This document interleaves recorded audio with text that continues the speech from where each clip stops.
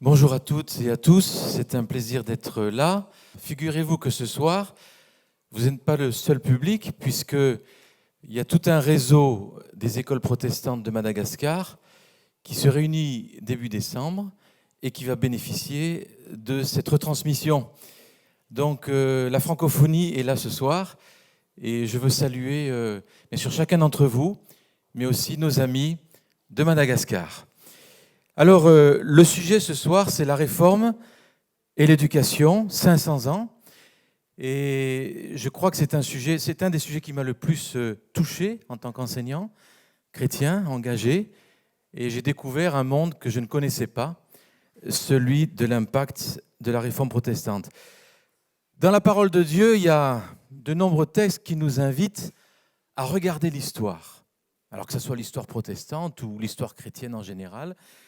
Par exemple, dans Jérémie, il est dit « Ainsi parle l'Éternel, regardez les sentiers, les chemins, regardez, demandez quels sont les antiques sentiers, quelle est la bonne voie, marchez-y, vous trouverez le repos à vos âmes. » Donc ce soir, on n'est pas seulement là dans un souci de vieilles histoires qu'on se remémore, mais il y a quelque chose qui veut nous toucher, parce que quand Dieu a fait quelque chose dans l'histoire et qu'on retrouve cette histoire, eh bien notre cœur est touché et encouragé pour aujourd'hui.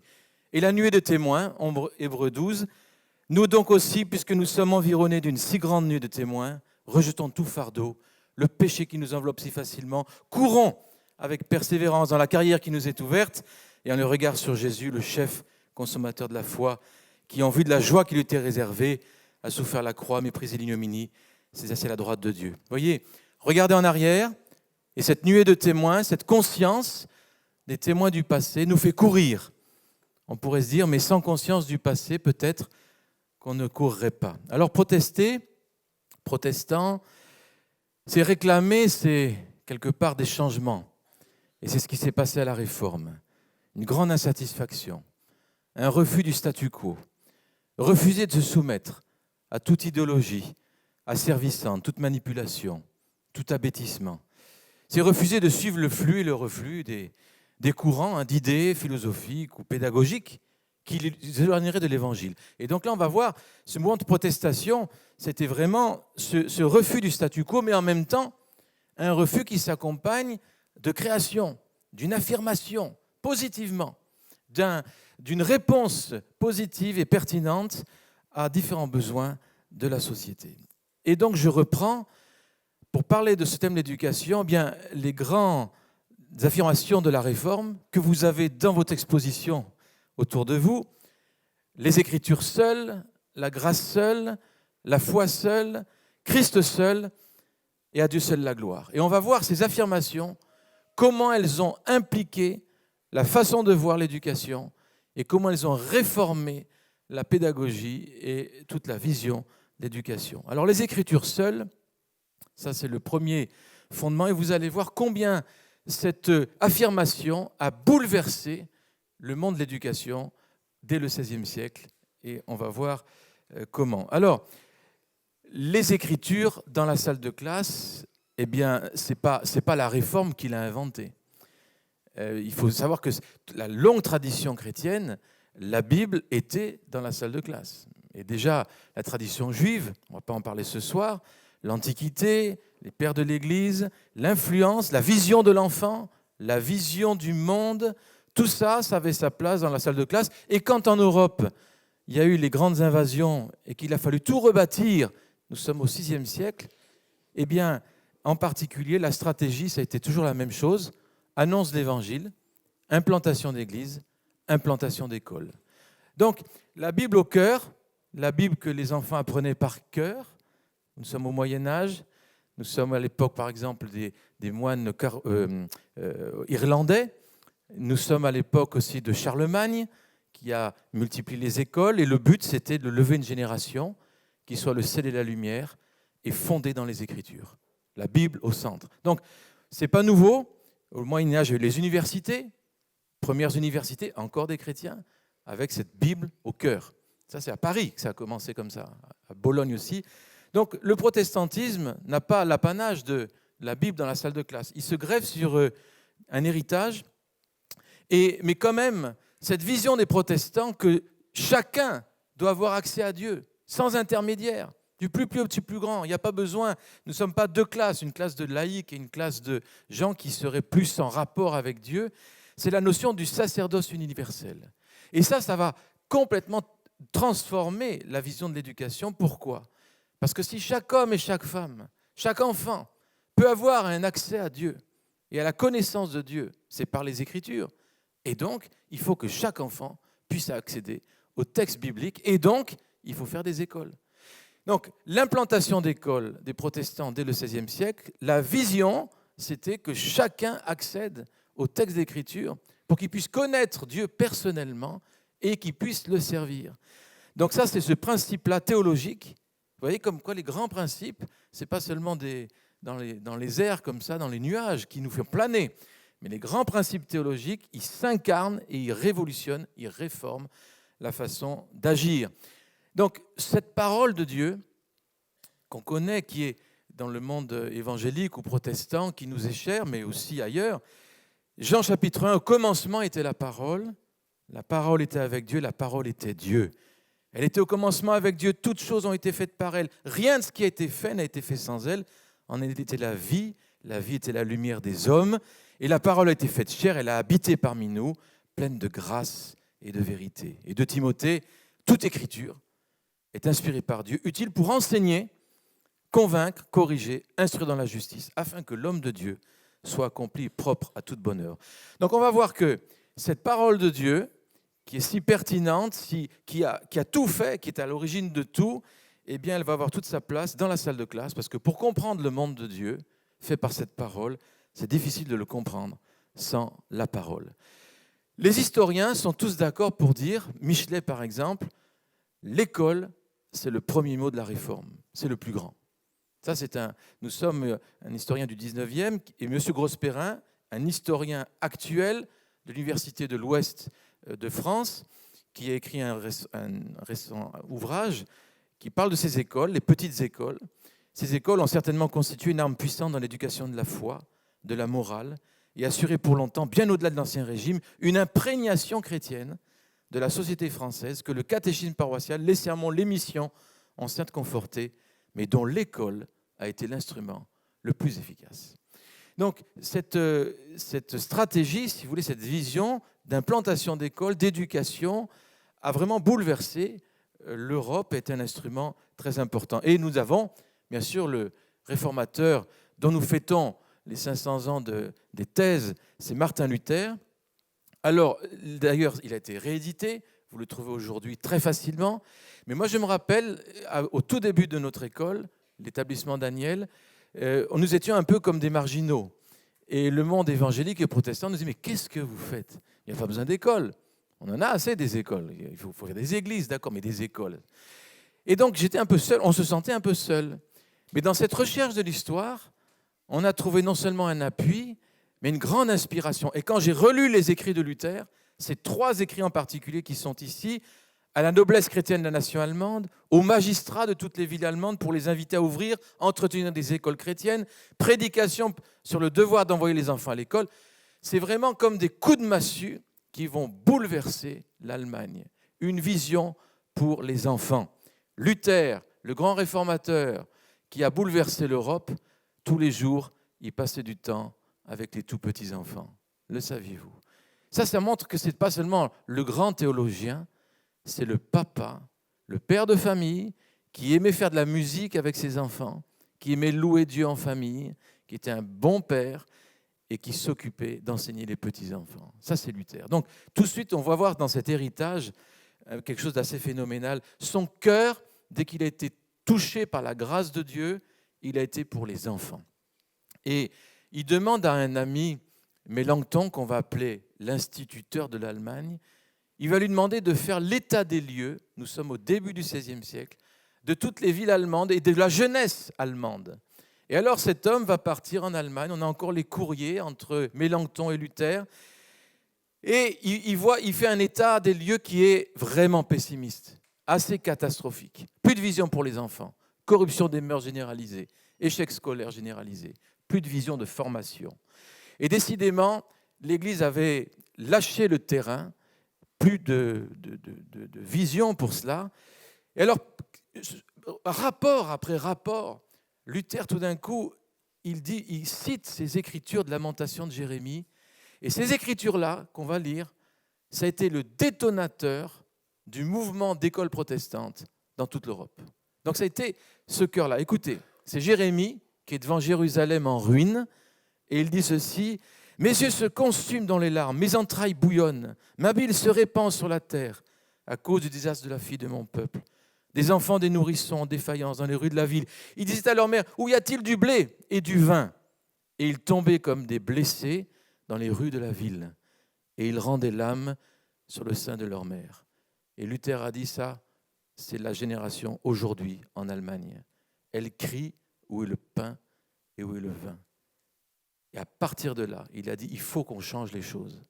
Il faut que les instituts de formation, il y ait du pain et du vin. Le pain de la parole, le vin de la vie du Seigneur.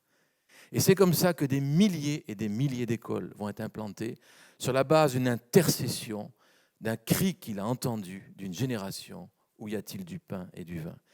C'est tellement actuel que quand on touche à ce qui s'est fait à la Réforme, le Saint-Esprit nous pousse et nous dit: et aujourd'hui, est-ce que tu ne crois pas que je veux faire la même chose, refaire la même chose ? Et Luther va commencer à prendre sa plume et à écrire: instruisez le peuple, surtout prenez à cœur son développement spirituel, créez un peuple chrétien, pénétrez-le de l'esprit de l'Évangile. C'est là seulement qu'est pour la nation l'encre du salut. Plus loin, je ne conseille à personne de placer son enfant là où les Saintes Écritures ne sont pas souveraines. Je crains bien que ces écoles ne démontrent quelles sont les larges portes de l'enfer, à moins qu'elles ne s'efforcent diligemment d'expliquer les Saintes Écritures, de les graver dans le cœur des jeunes. Toute institution dans laquelle les hommes ne sont pas continuellement préoccupés de la parole de Dieu est vouée à la corruption. Ça, c'est Luther, et on pourrait continuer. Il y a cette citation extraordinaire qui dit: « Pour moi, si je pouvais et devais cesser la prédication, je ne verrais pas de plus chère charge que celle de maître d'école et d'institut d'enfants. » Ça, c'est... Et puis il continue, il dit: parce qu'un prédicateur, il doit redresser souvent ce qui est tordu, alors qu'un instituteur, il fait pousser droit. Ça, c'est Luther. Vous voyez, donc c'est ce cœur pour les enfants. Alors, on pourrait se dire, est-ce que, une vision de compassion, une vision qui est du pain, du vin, est-ce que quand même il n'y a pas cette idée de les coucouner et d'en faire, dans un monde hostile, de ne pas les préparer à affronter le monde dur du XVIe siècle? Alors là, vous avez tout de suite la réponse de Luther. Et pourquoi vivons-nous, nous les adultes, si ce n'est pour prendre soin de la jeunesse, l'instruire, l'éduquer? Et il parle aux parents. Si Dieu t'a donné un enfant, apte à exercer un tel office, tu n'en tiennes pas compte, que tu considères seulement le ventre, la nourriture temporelle, alors regarde le registre qui est établi là-haut, parcours-le, de façon à voir les bonnes œuvres et les miracles qui y sont indiqués. Tu verras alors quel faux dévot, quelle mauvaise herbe tu es. Car dans la mesure où cela dépend de toi, de mettre son enfant, de le former dans la parole de Dieu, tu enlèves à Dieu un ange, un serviteur, un roi, un prince dans son royaume, un consolateur des hommes dans leur corps et leur âme, leur bien et leur honneur, un capitaine et un chevalier contre le diable. Et ainsi tu cèdes la place au diable et tu favorises son règne. Ça, c'est dans sa prédication sur le devoir d'envoyer les enfants à l'école. L'école, c'était pour former l'armée du Seigneur. Pas une armée contre les gens, mais une armée contre les puissances spirituelles, contre tout ce qui veut asservir l'humanité, tout ce qui veut l'écraser. Et ça demande à former. La mise à part, le but, ce n'était pas la mise à part. La mise à part, c'était pour former des enfants et des jeunes qui allaient et qui vont d'ailleurs bouleverser le monde. Les écoles, dit-il, propos de table, à table, il discutait, Luther. Et on écrivait un peu les résumés de ces discussions de table. Il aimait bien manger, Luther, donc ça prenait du temps. Et alors, vous pouvez discuter. Il buvait, il mangeait, il aimait la vie. Il aimait la vie. Alors, si les écoles s'accroissent, c'est fort bien. Et l'Église reste dans le droit chemin. Et la doctrine reste pure. Peu importe qu'on nous nomme docteur ou maître Essard, ce sont les jeunes écoliers, les étudiants qui sont la semence et la source de l'Église future. Quand nous serons morts, où nous trouverait-on des remplaçants si nous n'avions pas des écoles? C'est pour l'amour de l'Église qu'il faut avoir et entretenir des écoles chrétiennes. Dieu maintient l'Église à l'aide des écoles. Celles-ci soutiennent l'Église. Elles ne jouissent point d'une grande considération, mais elles sont fort utiles, même indispensables. C'est pourtant aux écoles que les petits gamins ont appris le Notre Père, le symbole de la foi, et ce sont ainsi les petites écoles qui ont merveilleusement fait durer l'Église. Et alors ce compagnon de Luther, l'instituteur de l'Allemagne, qui a réformé la pédagogie, les programmes sur toute l'Allemagne, voilà ce qu'il dit: on doit et rénover les églises et créer des écoles. Jamais en effet il n'y eut de vraie église sans école de quelque sorte. Il ne fait aucun doute que l'activité d'enseigner et d'apprendre représente la forme de la vie la plus appréciée de Dieu. Dans ce sens, l'école a la priorité sur les églises et les cours princières, car on y recherche la vérité avec plus d'engagement. Donc on voit, le mouvement de la Réforme, c'est un mouvement qui, quand il parle d'église, il parle d'école. Quand il parle d'église, il parle de formation. Immédiatement, le souci de la formation des enfants, des filles, des garçons, de tout le monde. Et à Meaux, vous aviez eu le foyer de cette réforme avec la première paroisse protestante, mais à Meaux, il y a eu un homme qui s'appelait Guillaume Farel, qui a touché cette région-là. Alors, Farel, dans ma région, je viens d'Alsace, de Guebwiller, pas loin, il y a le Montbéliard, qui était une principauté. À lui tout seul, Guillaume Farel, un évangéliste, c'est du feu. Il arrivait à Montbéliard, sur la place de la ville, il a prêché l'évangile. On dit que 80% de la ville s'est tournée vers Dieu. C'est prédication. Et il a continué, semaine après semaine. Et la ville a été transformée.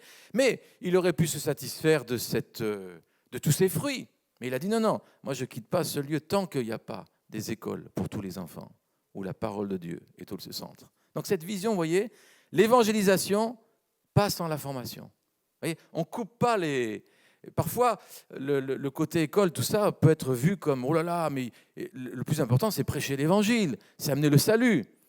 Et puis les formateurs qui disent « mais non, le plus important, c'est former ». Vous voyez. Mais à cette époque, évangélisation, ça allait avec formation. Et Farel est l'exemple. Et voilà ce qu'il dit, que le corps enseignant soit pourvu de gens de bien, qu'il ait la grâce d'enseigner avec la crainte de Dieu. Le père et la mère doivent tâcher que leurs enfants, tant fils que filles, aient la connaissance de la Sainte Écriture et de ce qui est contenu en elle. Car l'Écriture sert à tout et profite à tous. Et là, vous avez sa statue à Neuchâtel. Quand vous êtes dessous, vous avez l'impression que vous allez vous prendre de la Bible sur la tête. Et vous savez, c'était quelqu'un qui était nerveux aussi. Il ne fallait pas trop le chatouiller. D'ailleurs, personne n'osait le confronter. Il argumentait de façon extraordinaire la parole comme une épée. Et donc, les Écritures, dit-il, le père et la mère doivent tâcher que leurs enfants, tant fils que filles, aient connaissance de l'Écriture, ce qui est contenu en elle, car l'Écriture sert à tous, profite à tous. Ce n'est pas comme les fables de mensonges, ni aussi comme les mauvais arts, comme l'Alcoran ou de Mahomet, le Coran de Mahomet, qui le faille défendre à personne, mais très sainte et très digne que tous, en tout temps, en tout âge, en état, en aient connaissance. Donc cette vision il faut former dans la parole de Dieu les enfants. En Alsace, vous avez Strasbourg, qui va être une plateforme aussi d'éducation, de formation universitaire, avec ce monsieur Sturm, qui, voilà, lui va dire, on a visé à faire de la piété, donc fondée sur le savoir et l'éloquence, le but des études. Le but des études, la foi, marcher avec Dieu, servir Dieu. Aujourd'hui, 21e siècle, ça paraît un peu bizarre, parce que nous sommes dans un monde dualiste. Les études d'un côté, la foi de l'autre, il ne faut pas mélanger. Mais vous savez que les Juifs, quand ils parlent d'étudier, c'est le même mot que adorer en yiddish. Et donc l'étude, les réformés vont retrouver cette veine, cette nourriture, cette vision que l'étude conduit à l'étude de Dieu et à la connaissance de Dieu. Et donc Sturm veut que l'union de la sagesse religieuse, la connaissance des choses et d'un langage pur et élégant. Donc on apprenait le grec, l'hébreu, etc. On apprenait à parler en public, à confronter aussi les idées, mais avec le caractère de tolérance. Et Sturm, ça a été vraiment un homme dans les guerres de religion. Il a été vraiment celui qui a voulu pacifier, qui est un homme de paix assez extraordinaire, mais un érudit aussi. Donc l'université protestante qui a été créée par Sturm, elle existe encore aujourd'hui. C'est un pôle d'éducation qui va de la maternelle à la terminale, qui s'appelle le pôle Comenius et qui regroupe 2 grandes écoles protestantes, mais ça existe toujours. Alors, cette réforme en France, elle est venue en particulier, il y a un discours à une rentrée universitaire à Paris, le 1er novembre 1533. le recteur de l'université, devant tout le monde, la foule, donc les magistrats, la police, les étudiants, et il prononce un discours étonnant, et tellement étonnant que c'était carrément une prédication. Et vous allez voir, je lis juste un extrait, vous allez voir, c'était quand même étonnant. Pour un recteur d'université, prêcher l'évangile comme ça, regardez. Messieurs, c'est une grande chose que la philosophie chrétienne, une chose trop excellente pour qu'aucune langue puisse en exprimer la valeur, et même qu'aucune pensée puisse la concevoir. Donnée à Dieu, de Dieu à l'homme par Jésus-Christ lui-même, elle nous fait connaître cette vraie félicité qui ne trompe personne, nous faisant croire et comprendre que nous sommes vraiment fils de Dieu. L'éclat de la splendeur de la sagesse de Dieu éclipse toutes les lueurs de la sagesse du monde. Messieurs, louons les autres sciences, je l'approuve, admirons la dialectique, la philosophie naturelle, l'éthique en vue de leur utilité, mais qui oserait les comparer avec cette haute philosophie d'un genre à part qui expose que tous les philosophes ont longtemps cherché, n'ont jamais trouvé la volonté même de Dieu. Et quelle est cette volonté? La voici, c'est la grâce de Dieu, celle qui remet les péchés. Et là, mes amis, ça a été une bombe. Ça a été une bombe. Là, on a l'exemple de ce que c'était la réforme, c'est-à-dire que l'érudition, la connaissance intellectuelle au service de la foi. Et donc là, ce discours-là, on dit que ça a été le déclenchement. On en soupçonne même Calvin d'avoir été le co-auteur avec Nicolas Cop, le recteur de l'université de Paris. Et là, la persécution a commencé sérieusement. Il y a eu des emprisonnements, Calvin a dû fuir. Voilà. Donc, vous voyez, ce climat-là, c'était dans les écoles, dans les universités. Vous avez un homme, pour vous montrer cet impact de la réforme, un instituteur, un érudit aussi qui s'est fait instituteur, c'est Claude Baduel. Alors là, c'est l'exemple typique de ce qui se passait au XVIe siècle. Les instituteurs arrivaient dans des villes, ils disaient « Qui c'est qui va apprendre à lire et à écrire ?» C'est gratuit. Alors les gens, ils s'inscrivaient et on lui apprenait à lire avec la parole de Dieu. Et les gens étaient touchés par le Seigneur, convertis. La ville de Nîmes a été bouleversée par un seul gars comme ça, qui a systématiquement fait de l'alphabétisation, apprendre à écrire et à lire avec la Bible. Et il dit ceci: « Je n'ai garde d'oublier ma vocation chrétienne de devoir de confesser le Christ. Les jours de fête, j'explique les proverbes de Salomon. Je tâche de former mes nouveaux élèves à la crainte de Dieu et à la vraie piété. » Donc là, vous avez le principe de la réforme. C'est-à-dire, j'enseigne des connaissances avec la foi et la transmission du caractère. Ce n'est pas les connaissances tout seul. Je forme le caractère, je forme la foi et je transmets des connaissances et je développe l'intelligence. Jamais séparé. À ces leçons assistent beaucoup d'habitants de la ville. Et dans le reste de mon enseignement, je m'applique à me traiter aucun sujet qui ne renferme quelques graves et saintes leçons. Aussi vois-je des progrès dans le savoir élégant, la foi évangélique. Priez Dieu de me mettre en état de suffire à ma tâche, etc. Genève. Alors Genève, la ville qui sera la ville de Calvin. Mais quel était le premier qui a touché Genève? Un instituteur. Encore une fois. La réforme en France est venue, et en Suisse, avec des enseignants, la plupart du temps. C'était des profs touchés par l'Évangile, qui se sont mis à prêcher, à bâtir des écoles et des universités. Et cet instituteur à Genève, il s'appelait Antoine Froment, un ami de Farel. Mais comme Farel était persona non grata, il a envoyé le copain. Et le copain, c'était Antoine Froment. Et ce gars-là, il arrive sur la place du marché, et c'est le début de la réforme à Genève. Et en 1535, sur la place Mollard, en plein cœur de Genève, il pose des affiches partout et il dit « Il est venu un homme en cette ville qui veut enseigner à lire et à écrire en français dans un mois à tous ceux qui ne furent jamais à l'école. Et si dans le 10 mois, ils ne savent ni lire ni écrire, je ne demande rien, il ne demande rien de sa peine. Pas d'argent, tu n'as rien à payer. » Et donc les élèves affluent. L'abécédaire, c'était la Bible. La parole de vie fait son chemin dans les cœurs en même temps que les gens apprennent à lire et à écrire. Donc vous voyez, ça c'est typiquement de la réforme. Et Calvin, ce jeune Calvin, touché par un maître, son professeur, c'est par son professeur qu'il était touché par l'Évangile. Ce professeur Mathurin Cordier dont on va parler. Voilà, les Écritures seules, regardez ce qu'il a comme vision de ces Écritures.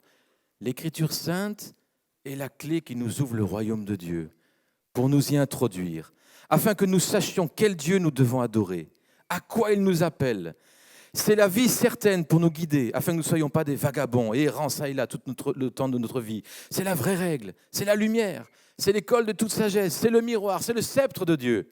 C'est l'école de toute sagesse, c'est l'instrument de l'alliance que Dieu a conclu avec nous en s'engageant librement dans sa grâce et à s'attacher à nous par un lien éternel. Cet amour pour la parole de Dieu, absolument étonnant. Et les passages, on pourra en trouver plein comme ça. Ce n'est pas étonnant que cette parole était au cœur de l'éducation et des écoles. Et cette vision de Calvin d'un Dieu souverain qui règne sur le monde entier, sur tout le cosmos, qui n'est pas seulement venu pour le salut individuel, mais pour restaurer toute la création.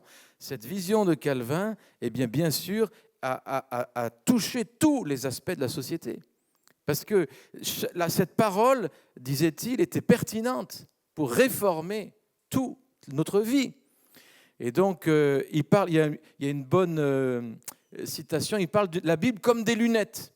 Et voilà, il dit les personnes âgées, ceux qui sont larmoyants ou ont la vue basse, si on leur présente un beau livre avec des lettres bien nettes, ils voient bien l'écriture, mais ils ne peuvent qu'à grand-peine lire les 2 mots de suite sans lunettes. Avec des lunettes, ils seront aidés et ils liront facilement. De même, l'écriture, apportant à nos esprits la connaissance de Dieu, qui autrement serait confuse et partielle, abolit l'obscurité dans laquelle nous sommes et nous montre clairement qui est le vrai Dieu.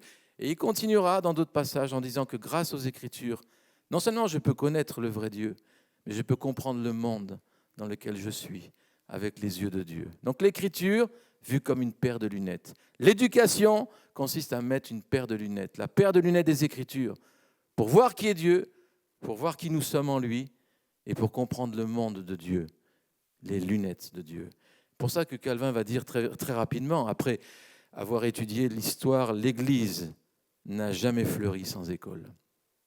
Jamais fleuri sans école. L'Église qui est le cultuel, la mission cultuelle, la réforme va faire déborder le cultuel sur le culturel. Parce que le mandat de Dieu, de la Genèse, c'est le mandat culturel justement. Comment le remplir sans école et sans université?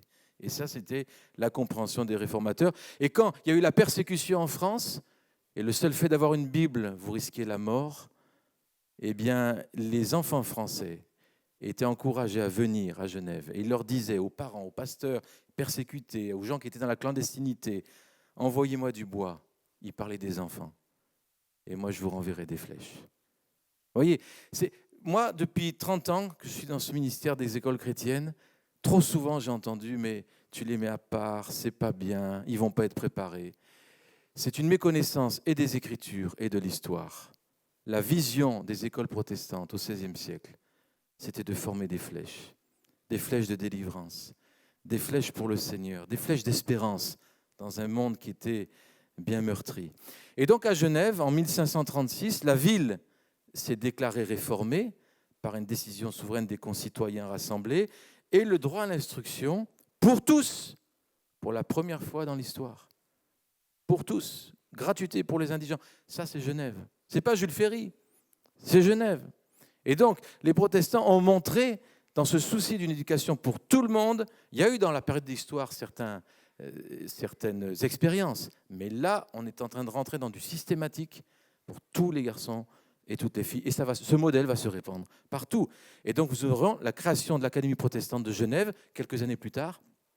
L'académie, c'est le mot protestant pour dire université.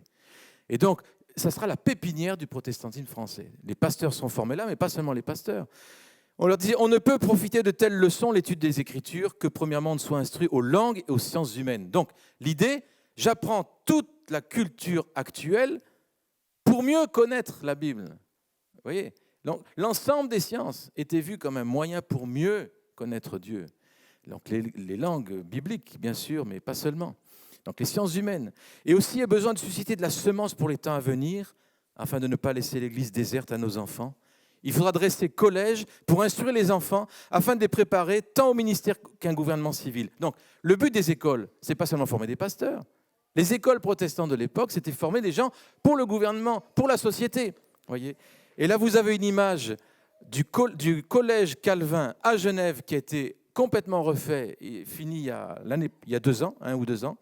Aujourd'hui, c'est une école publique, la Bible n'y est plus, mais quand vous vous promenez aujourd'hui, sous le préau, quand vous levez la tête, gravé dans la pierre, il est noté ceci, en latin, la crainte du Seigneur est le commencement de la science. Et moi, ça m'a tellement bouleversé cette expérience de voir que dans une école qui, aujourd'hui, n'a plus aucune référence au Dieu de la Bible, la pierre parle encore depuis des siècles. Et elle est toute seule à parler. Et c'est quand on touche cette histoire, on ne peut pas se sentir indemne et neutre vis-à-vis de tout ça. On se dit, mais qu'est-ce qu'on fait aujourd'hui? Le discours aux étudiants qui arrivaient de la France, d'Angleterre, des pays du Nord, un peu de toutes les nations, et il les rassemblait à Genève, devant l'école, et il leur dit, ça c'est Théodore de Bèze, encore un professeur français, qui leur dit, vous êtes en réunion en ce lieu, vous n'êtes point venus comme la plupart des Grecs d'une fois, regarder des Jeux olympiques, contempler de vains exploits, mais vous êtes venus instruits dans la vraie religion, dans la connaissance des bonnes lettres. Vous voyez, religion, bonnes lettres. C'est toujours ensemble. Hein, voyez, afin de pouvoir travailler à la gloire de Dieu, de devenir un jour l'ornement de votre patrie et le soutien de vos proches. Rappelez-vous toujours que vous êtes des soldats et que vous aurez à rendre compte au chef suprême de cette sainte mission. Et ces gamins de 14, 15, 16 ans qui avaient quitté leur famille, beaucoup étaient orphelins aussi, hein, à cause des guerres de religion, etc. Eh bien, ils étaient là avec ce discours, tu seras l'ornement de ta patrie. Et ce n'est pas étonnant que de cette école de Genève, des enfants français qui avaient le choix à la sortie de cette école de rester en Suisse, liberté de conscience, liberté de religion, ou de rentrer en France, ils risquaient leur vie. La plupart de ces enfants-là, ils sont rentrés en France pour apporter l'Évangile. C'est la génération d'évangélistes qui a donné sa vie au XVIIe siècle. Ces écoles ont formé une génération qui est allée jusqu'au bout. La parole de Dieu au cœur de l'éducation, ça prépare une génération à affronter la réalité plus que n'importe quelle autre méthode, n'importe quelle autre science. Ça ne veut pas dire qu'il n'en faut pas des sciences, bien sûr que non, mais cette parole de Dieu forme des fils et des filles de Dieu. Et donc nous avons le développement des collèges, des académies. Alors là, vous avez tous les synodes qui en parlent, j'en ai quelques-uns. 1578, il engage les parents synodes de Sainte-Foy de prendre soigneusement garde à l'instruction des enfants, qui sont la semence, la pépinière de l'Église. 1559, le premier là, les églises feront tout devoir de faire dresser des écoles et donneront ordre que la jeunesse soit instruite. Donc le commandement, c'était que chaque église, chaque temple protestant devienne une école. Et c'est comme ça qu'en France, on est arrivé à 2000 écoles protestantes dans les années 16e, 17e siècle. Comme l'instruction de la jeunesse est d'une très grande importance, puisque c'est la pépinière de l'Église, on a pris très grand soin dans tous les synodes nationaux de faire en sorte qu'il y ait des écoles et des collèges en différents lieux pour l'éducation des jeunes gens, tant en piété qu'aux bonnes lettres. Donc la piété et les bonnes lettres, c'est ce qu'on va appeler la pietas literata. Voilà un peu la carte de France que certains connaissent, les écoles protestantes du XVIe siècle et XVIIe. Les petits points, ce sont les écoles. Vous avez aussi pas mal de collèges qui sont les petits carrés et les universités ou académies qui sont les grosses implantations pour former l'élite du protestantisme, en particulier dans le domaine théologique et quelques autres domaines aussi. Plusieurs de ces académies, comme celle de Saumur par exemple, ont rayonné dans toute l'Europe, vraiment, au niveau qualité intellectuelle, qualité aussi d'engagement des enseignants et de formation des jeunes. Alors, par exemple, à Saumur, l'académie de Saumur, quelqu'un demande à un enseignant, professeur d'université, qu'est-ce que c'est éduquer? Et ce monsieur de Saumur répond, éduquer, c'est enfanter à Jésus-Christ. Professeur d'université protestante, académie de Saumur. Ça, c'est le protestantisme, ça, c'est l'histoire. Éduquer, c'est enfanter à Jésus-Christ. Et là, vous avez une carte des académies protestantes du XVIIe siècle. Alors, la France, là, il y en a moins qu'on a vu tout à l'heure, parce qu'au XVIIe siècle, ensuite, il y a eu la révocation de l'édit de Nantes, il y a eu les universités fermées, etc. Mais vous voyez, dans l'Europe, entre les universités et académies luthériennes, calvinistes, anglicanes, un gros effort, vraiment. Et puis, on voit encore les marques, les études qui ont été faites au niveau des écoles protestantes en France montrent que le grand souci d'alphabétisation a permis à beaucoup de régions de prospérer de façon étonnante. On le voit dans les héritages, par exemple. Les bibliothèques chez les protestants, il y avait beaucoup de livres, parce que c'était des gens qui savaient lire. Et ça, c'était commun. Regardez maintenant le premier ABC en langue française. Ça vient des écoles protestantes du XVIe siècle. Voilà celui-ci, l'ABC, l'instruction des chrétiens, pour bien apprendre à lire, bien apprendre les lettres. Et puis vous avez Proverbe 1, la crainte du Seigneur. C'est le commandement de la science. Ça, c'était à tous les enfants, leur premier ABC. Et à tous les chrétiens désirant la lecture des Écritures, le but, c'était lire les Écritures. J'apprends à lire pour lire les Écritures. Aujourd'hui, ça nous paraît tellement une autre planète parfois. Mais c'était ça. Et ensuite, grands et petits qui désirent apprendre à servir Dieu. Le but de l'éducation, c'est servir Dieu. Vous voyez ? C'est pas avoir un job, une bonne place. Non, non, servir Dieu. Et son Fils Jésus-Christ est abaissé, il vous commande de prendre, en invoquant l'aide du Saint-Esprit. Tiens, ce Saint-Esprit, le plus grand pédagogue, le plus grand enseignant de l'univers. Et bien on lui dit, viens, on a besoin de toi. C'est quand même pas mal comme idée. Ça nous paraît aujourd'hui farfelu parce qu'on se dit, sous prétexte de neutralité, on dit non, les choses religieuses dehors. Mais attendez, les réformés, ils ont dit, cet esprit vient dans la salle de classe, aide-nous, aide les enfants. Jean 5, cherchez les Écritures. Deutéronome 6, inculquez la parole à vos enfants. Jacques, si tu manques de sapience, de sagesse, eh bien demande-la à Dieu. Et ensuite, on démarrait l'apprentissage, troisième paragraphe, A comme Marc, B comme bien, C comme Christ, D comme Dieu. Donc vous avez une interpénétration des Écritures avec les premiers mots que les enfants apprennent. C'est ce qu'on appelle la pietas literata. Alors, l'Écriture, source de sagesse, clé d'interprétation du monde. Ce n'est pas seulement le sola scriptura pour être sauvé, c'est le sola scriptura pour vivre, comprendre le monde dans lequel je suis, l'interpréter avec les lunettes de Dieu.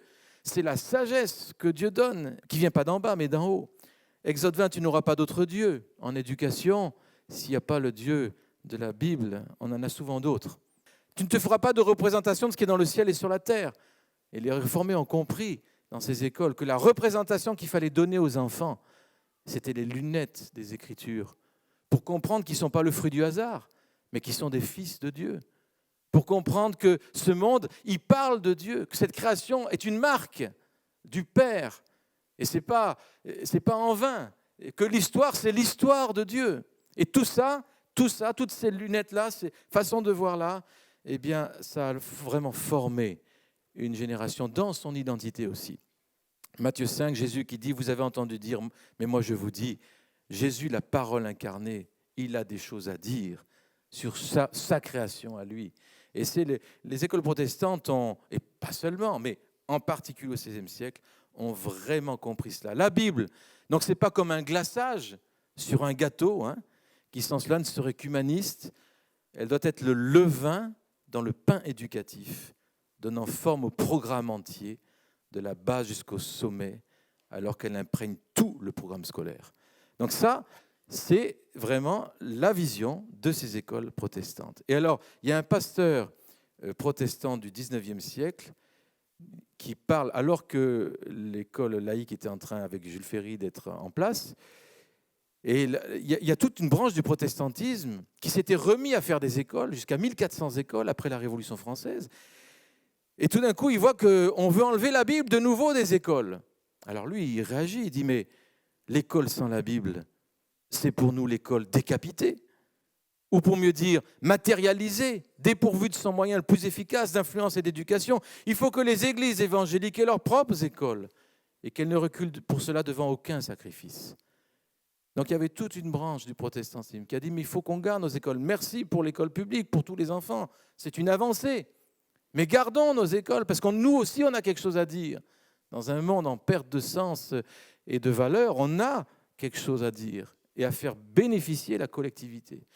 Ça, c'est le sola scriptura. Et plus rapidement, le sola fide, la foi seule. Alors, la foi seule, c'est par rapport au salut. On n'est sauvé que par la foi, pas par les œuvres ou tout ça. Mais la foi, c'est aussi plus que le salut. Regardez Calvin, toute bonne instruction doit commencer par la foi. Voilà. La foi, le départ de tout. Et il va parler aux parents, il leur dit, ceux auxquels Dieu a fait cet honneur de leur donner des enfants, qu'ils avident, qu'ils seront autant obligés à mettre peine que leurs enfants soient instruits dûment. S'ils veulent avoir une bonne instruction, il faut toujours commencer par la foi. Nous en verrons qui prendront grand peine à ce que leurs enfants soient endoctrinés aux affaires du monde. Mais de connaître Dieu, il n'en est pas question. Ce n'est pas ainsi qu'il faut procéder. C'est bien mettre la charrue avant les bœufs. J'aimerais donner l'exemple d'un professeur qui a maintenant pris le nom des séminaires que nous organisons et du réseau France, des petites publicités, qui va être créé demain à Bobigny avec les 35 écoles protestantes évangéliques. Et ce réseau s'appelle Réseau Mathurin-Cordier. Mathurin-Cordier, professeur d'université à la Sorbonne, touché par les écrits de Luther, touché par l'Évangile, converti au Seigneur, viré de la Sorbonne. Et le Seigneur lui met sur le cœur de s'occuper des plus jeunes. Et dans sa classe des plus jeunes, des débutants en latin, il a eu un jeune garçon. Et ce jeune garçon s'appelait Jean Calvin. Et Jean Calvin a dit, bien des années plus tard, « Ce que j'ai été, c'est à vous que je le dois. » Un professeur qui a investi sa vie, 1 an, il a touché un gamin qui est devenu un des plus grands réformateurs. Moi, je crois que là, on a une belle parabole de l'éducation. Dieu cherche des hommes et des femmes qui ont non seulement des connaissances, mais qui ont une foi dans la vie et dans Dieu pour la déverser, ce qu'ils sont, pas seulement ce qu'ils savent, mais ce qu'ils sont sur une génération. Mathurin-Cordier, ensuite, il va donner des conseils aux enseignants. Veux-tu enseigner aisément ? Commence par les bonnes mœurs. Commence par Dieu. C'est pas simple quand même. Commence par Dieu, par les biens célestes, en t'appuyant sur l'aide de Dieu et non pas sur tes propres forces. Enseigne aux enfants à aimer le Christ, à tout exécuter à la louange de Dieu, à tout rapporter à sa gloire. Ce professeur-là, c'était un père dans ses salles de classe. Il a été aimé par ses élèves. On a retrouvé beaucoup de choses de lui là. Et voilà, il continue d'écrire. Il a enseigné jusqu'à 84 ans. Il aimait ça, quoi. Hein. Et puis les enfants aussi aimaient. Il y a pour le moins 50 ans qu'ayant pris la charge d'enseigner les enfants, j'ai toujours eu ce désir de faire par tout moyen à moi possible qu'ils conjoignissent la piété et les bonnes mœurs avec l'étude des lettres. Ça encore, la pietas literata. On ne sépare pas l'étude des lettres de la foi. Et il regarde Paris. Et il voit la ville de Paris avec l'échec scolaire à l'époque, pas facile, début XVIe siècle. Et vous savez ce qu'il dit ? Il dit il y a un problème là. Et il va trouver une des causes, dit-il. La seconde cause vient de ce que dans les collèges de cette ville, Paris, le Christ est si négligé, la parole divine si peu considérée, qu'on en fait à peine mention. Combien peu nombreux sont ceux qui, soit à la maison, soit au cours, exhortent leurs élèves à l'amour de Dieu, à l'étude des choses divines. Combien en revanche ont jusqu'à préférer un élève instruit et disserte à celui qui mène une vie honnête et pure. Quel maître d'ailleurs ne préfère l'argent à la charité? Qui ne s'intéresse d'abord à remplir sa bourse plutôt qu'à former un enfant pieux? Pourtant, c'est surtout dans ce but éducatif que les parents nous confient ce qu'ils ont de plus cher, pour que nous leur rendions leurs enfants aussi honnêtes et pieux qu'éloquents, parce qu'évidemment, rien de nos jours n'a plus de prix, surtout posé dans notre cœur, que l'éloquence, but des études à l'époque, jointe à la piété. Le fondement de la foi. On le trouve dans les Écritures, dans la première épître de Pierre. À cause de ça même, faites tous vos efforts pour joindre à la foi la vertu, à la vertu la science, à la science la tempérance, à la tempérance la patience, à la patience la piété l'amour fraternel, à l'amour fraternel la charité. Où se trouve la science? Après la foi et la vertu, et avant l'amour. Dans cette époque de la Réforme, où la foi était le fondement de l'éducation, où la connaissance de Dieu, d'un Dieu d'amour, était le but de tout, c'est pertinent aujourd'hui de se dire, mais qu'est-ce qu'on a fait? On a enlevé la science de son socle et de sa destination, et elle tourne en roue libre. Merci Seigneur pour la science. Mais la science sans la foi et la science sans l'amour, ça nous mène où? La Réforme a reposé l'éducation et la transmission de la science sur le socle de la foi et de la vertu. Et ça, aujourd'hui, ça devrait nous parler. Hébreux 11.3, par la foi, nous comprenons que les mondes ont été formés par la parole de Dieu, de sorte que ce qui se voit n'a pas été fait des choses qui paraissent. Par la foi, nous comprenons. Sans la foi, quel que soit le domaine intellectuel, il y a quelque chose qui manque. Un des plus grands philosophes et théologiens protestants du XXe siècle qui s'appelle Cornelius Van Til, hollandais, il est surtout connu dans le monde anglo-saxon. Il a passé son enfance dans les écoles de Hollande protestantes. D'ailleurs, la Hollande en Europe aujourd'hui est un des pays où vous avez le plus grand nombre d'écoles protestantes, ainsi que la Hongrie. Et il disait ceci, « J'estime que toute l'histoire et la civilisation seraient incompréhensibles pour moi sans ma foi en Dieu. Ceci est tellement vrai que je propose de démontrer qu'à moins que Dieu ne soit le fondement de toute chose, nous ne pouvons pas trouver le sens de quoi que ce soit. » Et donc la foi, dans l'éducation protestante, c'était ce regard, l'éducation chrétienne aussi au sens plus large bien sûr, un regard sur soi, le regard de Dieu, un regard sur l'enfant, qui est le regard de Dieu. Un enfant qui n'est pas un animal évolué, mais qui est image de Dieu, a une destinée éternelle. Ce regard va changer l'éducation. La définition qu'on a de l'enfant ou d'un homme va déterminer ma manière d'éduquer.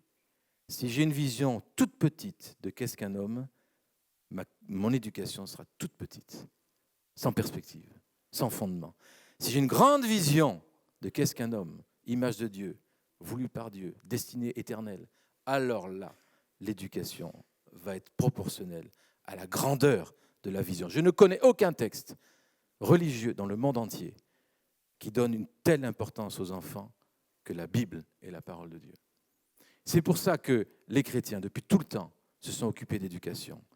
Et aujourd'hui, 21e siècle, où il y a des crises partout, la réforme, l'histoire de la réforme et l'histoire du christianisme en général nous parle de cet acte, le paralytique qui est sur la porte dans Actes des Apôtres, chapitre 3. Et puis, il regarde Pierre qui passe et il attendait de l'argent. Et puis, l'apôtre, il dit, mais moi, je n'ai pas d'argent, je n'ai pas d'or, mais ce que j'ai, je te le donne. Au nom de Jésus, lève-toi et marche. Vous avez remarqué que le mot français élève, des élèves dans la salle de classe, des élèves, ça vient de lever, ça vient d'élever. Le mot même nous parle d'une destinée, d'une vocation. Un élève est fait pour être élevé. L'éducation consiste à prendre par la main, à lever et à dire maintenant marche. Tu es un homme, tu es une femme de Dieu. Ça, c'est la foi. La foi de l'enseignant. Ce qui manque peut-être aujourd'hui, c'est la foi des enseignants. Parfois, ils n'ont même plus foi, ni dans l'avenir, ni en eux-mêmes. Comment voulez-vous éduquer sans la foi, sans espérance? Le christianisme donne une espérance fondamentale qui nous donne la capacité d'enseigner. Et le regard de foi, je pourrais vous donner des tas d'exemples dans ces écoles protestantes extraordinaires, mais qui montrent que ça produit de la vie. Et la grâce seule. Alors la grâce seule, bien sûr, c'est la grâce pour sauver. On est sauvé par grâce, pas par les œuvres. Mais la grâce, elle nous donne plus que le salut. La grâce nous donne ce que la Bible appelle la sagesse. C'est par lui, 1 Corinthiens 30, que vous êtes en Jésus-Christ, lequel de par Dieu a été fait pour nous sagesse, justice, sanctification, rédemption, afin, comme il est écrit, que celui qui se glorifie dans le Seigneur. Jésus est mort et ressuscité pour nous donner une sagesse qui ne vient pas de ce monde, qui est la sienne. Et la sagesse, selon la Bible, ce n'est pas seulement être sage et gentil. La sagesse, selon la Bible, c'est une façon de vivre, une façon de réfléchir, une façon de penser, une façon d'interpréter le monde, une façon de se représenter le monde. C'est ça la sagesse, comme la sagesse de Salomon. Et je pense que l'impact de la réforme sur les cultures, 500 ans après, ce n'est pas seulement dû à un message du salut, mais c'est dû à une vision d'un évangile du royaume qui touche et qui est pertinent pour toute la vie. Et ça, aujourd'hui, ça nous touche. La loi a été donnée par Moïse, Jean 1,17, mais la grâce et la vérité sont venues par Jésus-Christ. Grâce et vérité. La vérité, pas la vérité sans la grâce. Et je vois, la notion des écoles chrétiennes, c'est des écoles de grâce. Et toute l'histoire nous le montre.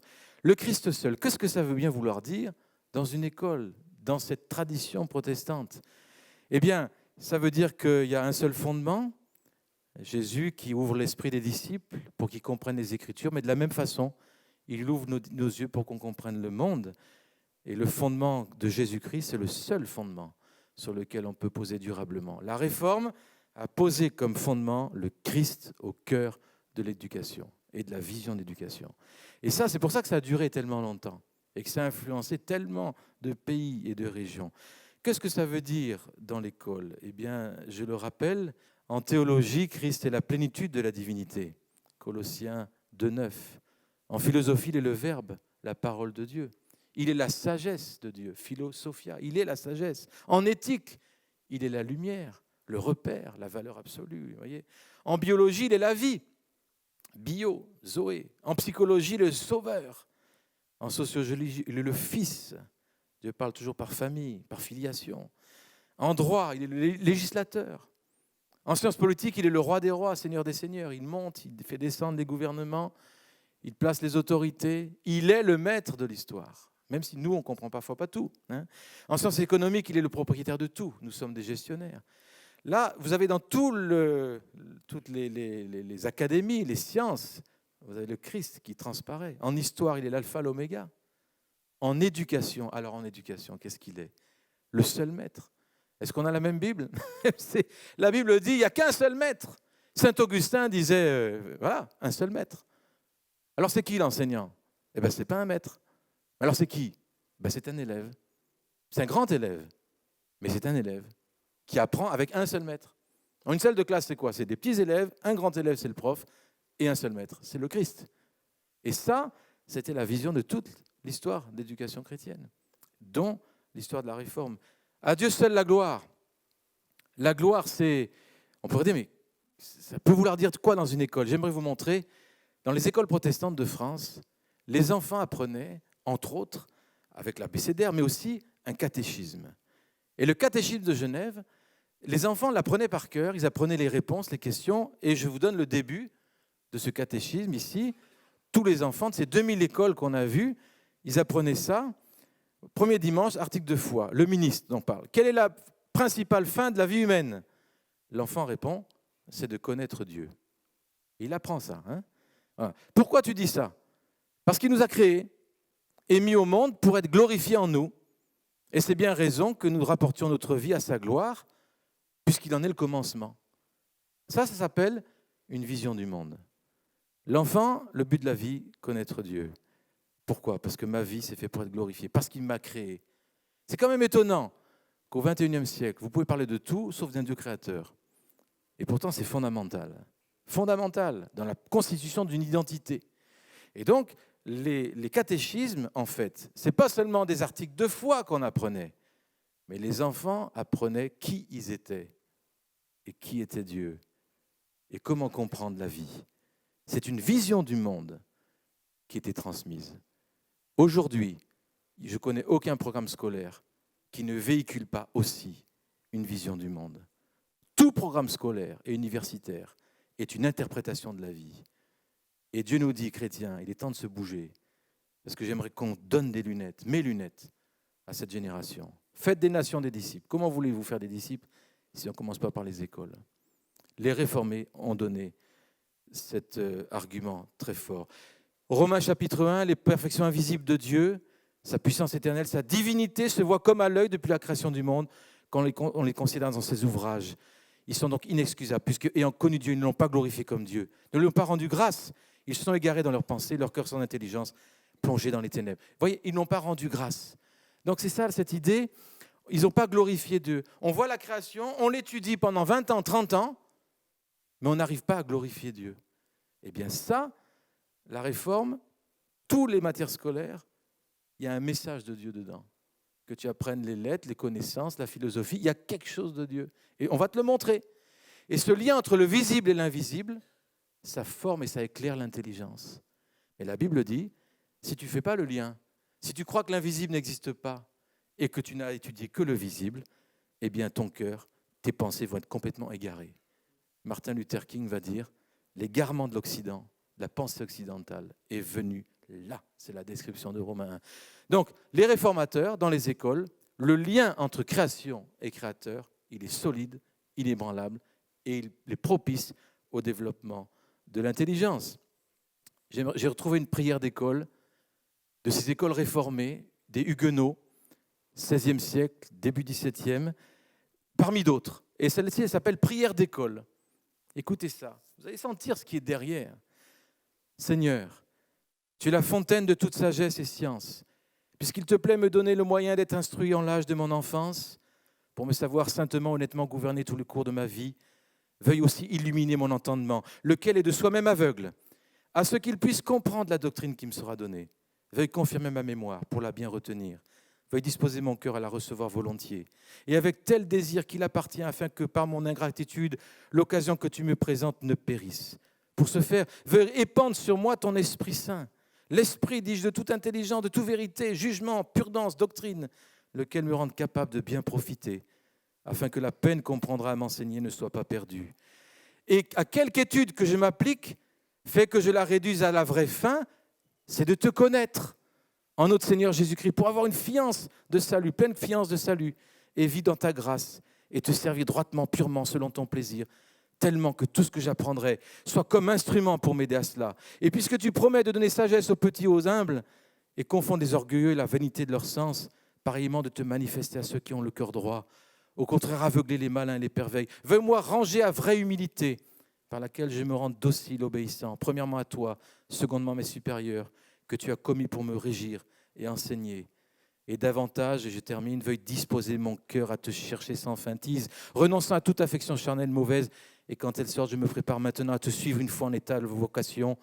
Il te plaira m'ordonner quand je serai en âge. Voilà ce que les enfants, la parole de Dieu, la prière, les études, vues comme un moyen de mieux marcher dans la vie avec le Seigneur. Quand on voit tout cela, il y a cette parole d'Ésaïe qui ne peut que retentir dans nos cœurs, Ésaïe 42. C'est un pays, et je parle de la France, lié, pillé, dépouillé. On les a tous enchaînés dans les cavernes, plongés dans des cachots, ils ont été mis au pillage, personne qui les délivre, dépouillés, et personne qui dise restitue. Et là, je parle aussi bien des écoles protestantes que des écoles catholiques aussi, par rapport à cette sève de l'Évangile qu'on a besoin de retrouver. Et je termine cette soirée en parlant, je résume en 16 thèses. On parle des thèses, hein, les thèses de Luther. Moi, je vais vous en donner 16, sans prétention. Mais 16 thèses qui résument la vision des réformateurs pour l'éducation. La Bible est la parole de Dieu. Elle constitue le fondement, le cadre, le cœur et le but de toute étude, de tout apprentissage, de toute formation. Deuxième thèse. La parole de Dieu est la vérité. Elle est le moyen de connaître Dieu, de se connaître soi-même. Et elle est pertinente dans tous les domaines de la vie, donnant le juste cadre d'interprétation du monde et d'action. Troisième thèse. L'école est pour nous, tous, pour tous, en raison de la valeur infinie de chaque être humain, fait à l'image de Dieu, afin de préparer chacun à sa vocation pour être sel et lumière dans le monde et témoin de sa grâce. Quatrième thèse. Un enfant n'appartient pas à l'État ni à l'Église, mais à Dieu, qui en confie la responsabilité éducative aux parents. Cinquième thèse, l'école doit encourager les élèves à connaître, à atteindre le but principal de la vie, qui est de connaître Dieu car il nous a créés et de consacrer nos vies à sa gloire, rentrant dans les œuvres préparées d'avance, que l'on soit élève ou enseignant. Sixième thèse, l'école est un lieu où les enfants peuvent se nourrir du pain et du vin, le pain de la parole de Dieu, le vin de sa présence. Septième thèse, éduquer consiste à enfanter à Jésus-Christ. Il n'y a pas d'éducation véritable sans le Christ. Huitième thèse, l'école est plus qu'un lieu de transmission de savoir. Elle est aussi un lieu de transmission de sagesse. Neuvième thèse, l'apprentissage des lettres et des sciences doit aller avec le développement de la foi, la pietas literata. La foi embrasse toute la réalité, de sorte qu'aucun domaine de la vie des hommes ne peut prétendre à une autonomie quelconque. Dixième thèse, c'est à la parole de Dieu que l'on doit la compréhension, l'incarnation des notions de dignité humaine, de liberté, d'égalité, de fraternité, de démocratie, de laïcité, qui ont fondé notre civilisation. Elles sont un héritage à transmettre avec leurs fondements. Onzième thèse, l'école doit contribuer à former la responsabilité en valorisant le travail, l'étude, la réflexion. Douzième thèse, l'étude de la création doit conduire à reconnaître, une connaissance qui reconnaît le Créateur, lui rendre grâce. Toute connaissance véritable conduisant à la connaissance de Dieu et à la reconnaissance, disait Paul Claudel. 13e thèse, il n'y a pas de place pour le dualisme. Nature, grâce, spirituelle, matérielle, corps, esprit, sacré, profane, le culte, la culture, la terre et le ciel, tout étant de lui, par lui, pour lui. Le Christ réconciliant tout avec lui-même, le Christ en qui sont cachés, mes amis, tous les trésors de la sagesse et de la science. 14e thèse, chaque église d'implanter son école, contribue au financement des écoles. Le mandat missionnaire confié par le Christ à l'Église contient le mandat culturel. 15e thèse, l'école et l'université sont les moyens privilégiés pour réformer, bénir les personnes et les nations, pour obéir au commandement de Christ de faire des nations des disciples en les enseignant.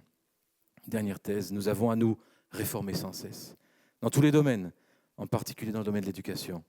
C'est le principe de la Semper Reformata. Et je termine par ce tableau qui représente Élisée, qui voit Élie monter sur son char et le manteau d'Élie qui tombe.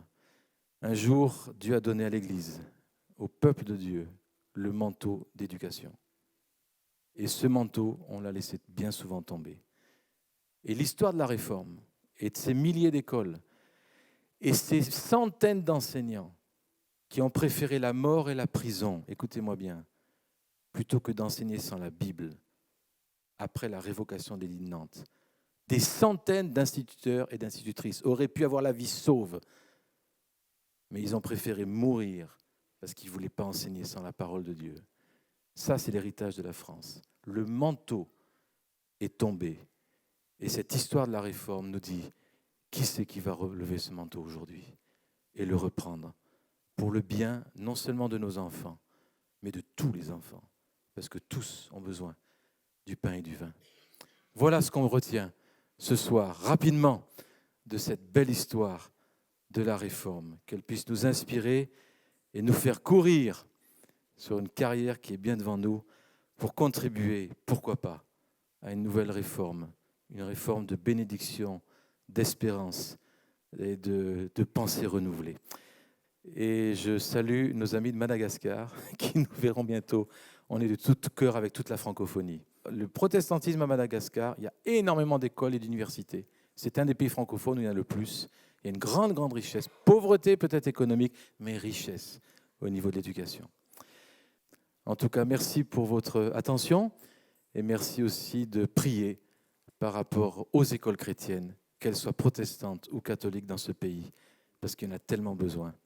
Voilà, que le Seigneur vous bénisse.